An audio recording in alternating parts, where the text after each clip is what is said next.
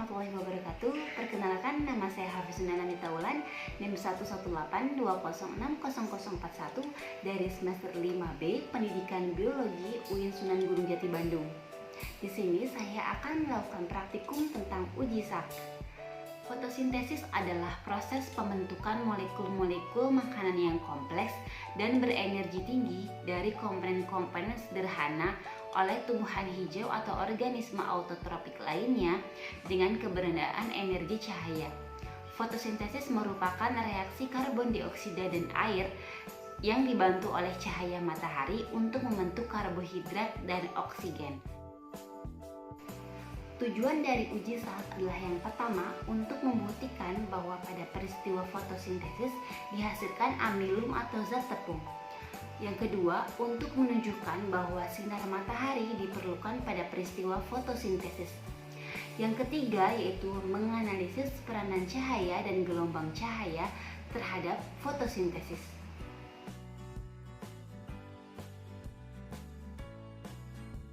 Variabel pada uji sak yang pertama adalah variabel kontrol yaitu daun pepaya, lalu variabel bebasnya adalah aluminium foil dan mika 4 warna yaitu warna merah, kuning, biru, dan hijau, lalu variabel terikatnya adalah warna pada permukaan daun.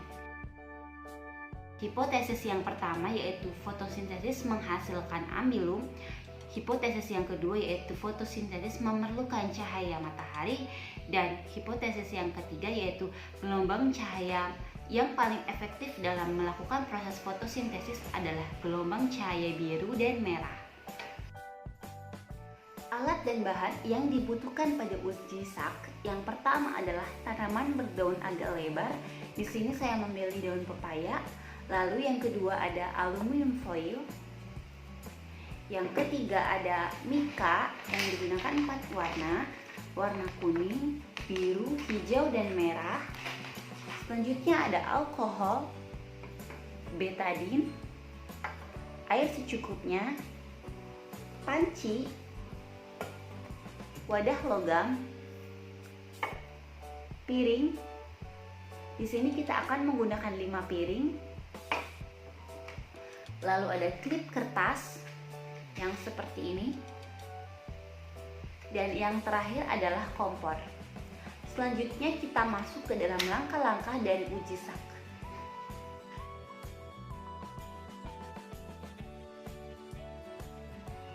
Langkah yang pertama adalah pilihlah tanaman yang berdaun agak lebar dan usahakan posisi tanaman tersebut terkena cahaya matahari, dan ingat jangan dipetik terlebih dahulu. Selanjutnya adalah menutup bagian tengah daun menggunakan aluminium foil dan mika berwarna merah, kuning, biru, dan hijau pada masing-masing daun. Lalu biarkan daun tersebut selama beberapa jam. Langkah kerja ini dilakukan 1 hari sebelum penelitian.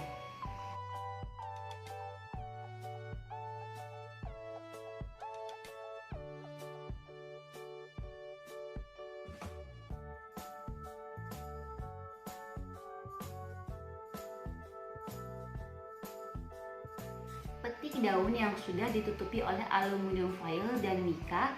Lalu selanjutnya kita buka mika dan aluminium foilnya, dan daunnya langsung dimasukkan ke dalam air yang mendidih dan tunggu sampai daunnya layu.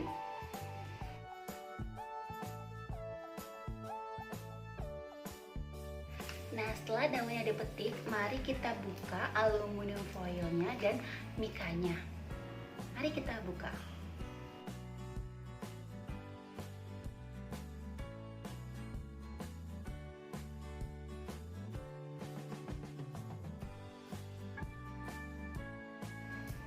Nah, setelah aluminium foilnya dibuka, mari kita masukkan ke dalam air yang mendidih sampai daunnya layu.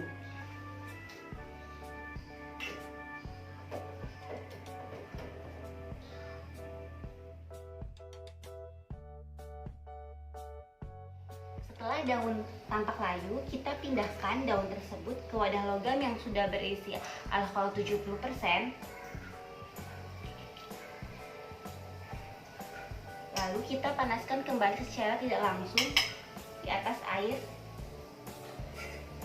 dan tunggu sampai terlihat pucat. daun tampak pucat, mari kita angkat daun tersebut lalu cuci dengan air. Nah, di sini saya sudah menyediakan air di mangkok untuk mencucinya.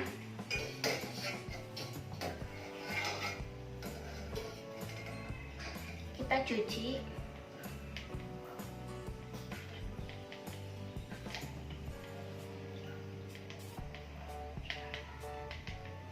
Lalu kita bentangkan di atas piring.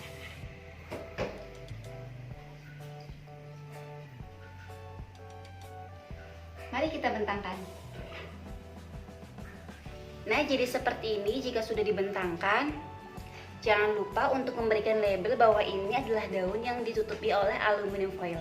Selanjutnya adalah kita melakukan langkah yang sama untuk daun yang ditutup oleh mika merah, kuning, biru, dan hijau. Mari kita lakukan.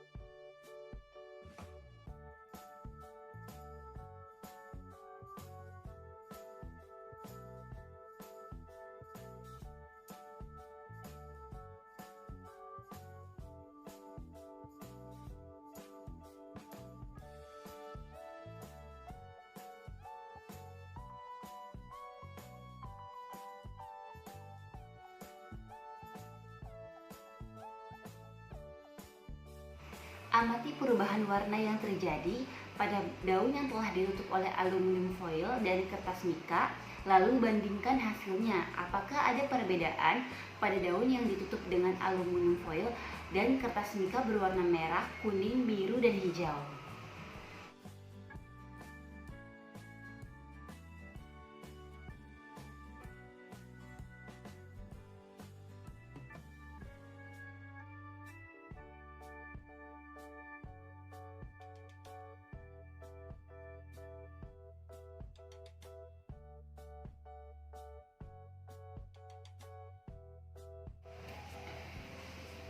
Berikut adalah tabel hasil pengamatan. Bisa kita lihat pada daun yang ditutup oleh aluminium foil tidak terdapat perubahan warna yang artinya tidak mengandung amilum. Hal ini disebabkan karena daun yang ditutup oleh aluminium foil, maka cahaya matahari tidak bisa masuk ke dalam daun atau tidak bisa mengenai daun sehingga daun tidak bisa melangsungkan proses fotosintesis. Sedangkan daun yang tidak ditutup oleh aluminium foil sedikit keunguan setelah ditetesi oleh betadin, yaitu yang artinya terdapat amilum. Lalu pada mika merah, baik daun yang ditutup oleh mika merah dan daun yang tidak ditutup oleh mika merah sedikit keunguan setelah ditetesi oleh betadin, yang artinya mengandung amilum. Lalu pada mika hijau, baik daun yang ditutup oleh mika hijau dan yang tidak ditutup oleh mika hijau tidak terdapat perubahan warna, yang artinya tidak mengandung amilum. Lalu pada mika biru, baik daun yang tidak ditutup oleh mika biru dan daun yang ditutup oleh mika biru terdapat sedikit perubahan warna setelah ditetesi oleh betadin, yaitu sedikit keunguan, yang artinya terdapat amilum. Lalu pada daun yang ditutup oleh mika kuning dan yang tidak ditutup oleh mika kuning tidak terdapat perubahan warna, yang artinya tidak mengandung amilum. Hasil ini dipengaruhi oleh penggunaan alkohol pada saat pemanasan yang terlalu sedikit dan pada saat penutupan daun yang kurang rapat.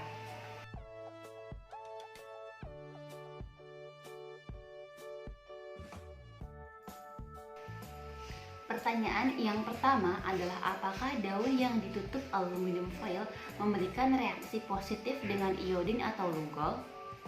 Daun yang ditutup oleh aluminium foil menunjukkan hasil negatif dengan terlihat berwarna pucat. Artinya daun tersebut tidak mengandung amilum atau karbohidrat. Hal ini terjadi karena daun ditutup oleh aluminium foil sehingga cahaya tidak masuk atau tidak mengenai daun. Akibatnya, daun tidak mengalami fotosintesis dan tidak menghasilkan amilum.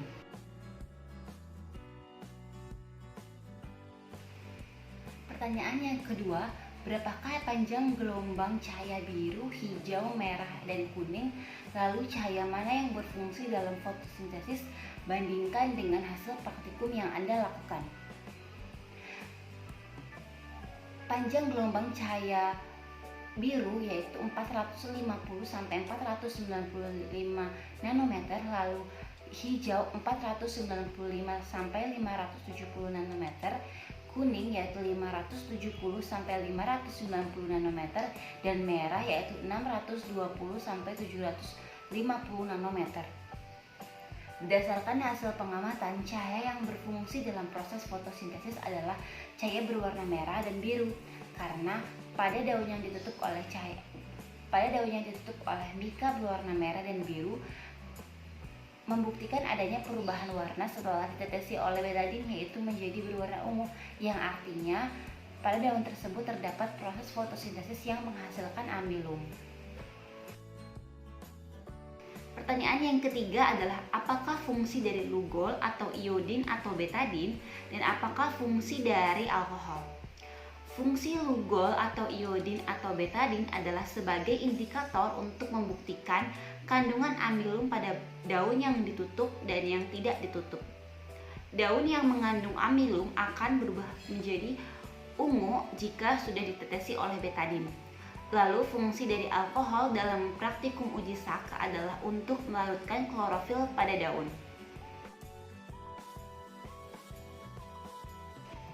Pertanyaan yang keempat yaitu apakah fotosintesis dapat berlangsung jika tidak ada cahaya matahari?